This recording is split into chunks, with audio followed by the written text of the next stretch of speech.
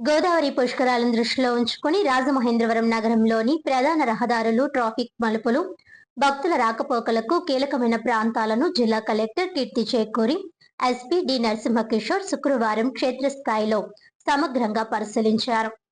ఈ పర్యటన సందర్భంగా స్థానిక ILTD junction, goods gate, Nandam Gandra centre తదితర ప్రాంతాల్లో పర్యటించి ట్రాఫిక్ నిర్వహణ, వాహనాల మళ్లింపు, పార్కింగ్ సదుపాయాలు, భక్తుల నడక మార్గాలు, అత్యవసర సేవల రాకపోకలకు సంబంధించిన ఏర్పాట్లపై అధికారులతో చర్చించారు.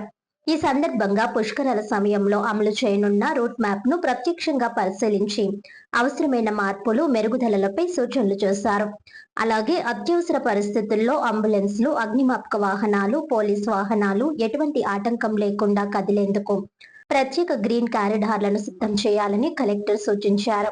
రెవెన్యూ, మున్సిపల్, పోలీస్, ట్రాఫిక్, రోడ్లు మరియు భవనాల శాఖలు పరస్పర సమన్వయంతో పనిచేసి ప్రతి జంక్షన్ వద్ద స్పష్టమైన బాధ్యతలను నిర్ణయించాలని ఆదేశించారు. పుష్కరాల నిర్వహణలో ప్రజలకు అసౌకర్యం కలగకుండా ముందస్తు చర్యలు తీసుకోవడమే ప్రభుత్వ ప్రధాన లక్ష్యమని ఆమె పేర్కొన్నారు.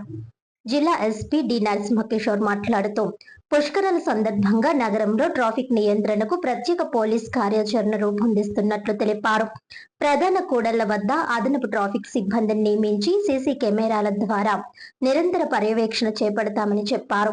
భక్తులు పోలీస్ శాఖ జారీ చేసే ట్రాఫిక్ సూచనలు, మళ్లింపు మార్గాలను తప్పనిసరిగా పాటించాలని ఆయన విజ్ఞప్తి చేశారు.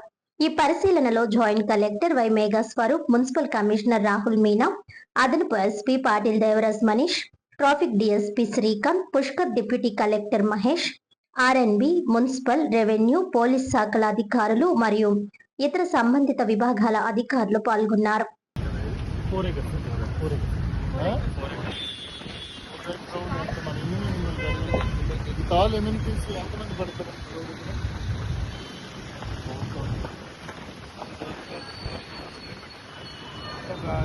होल्डिंग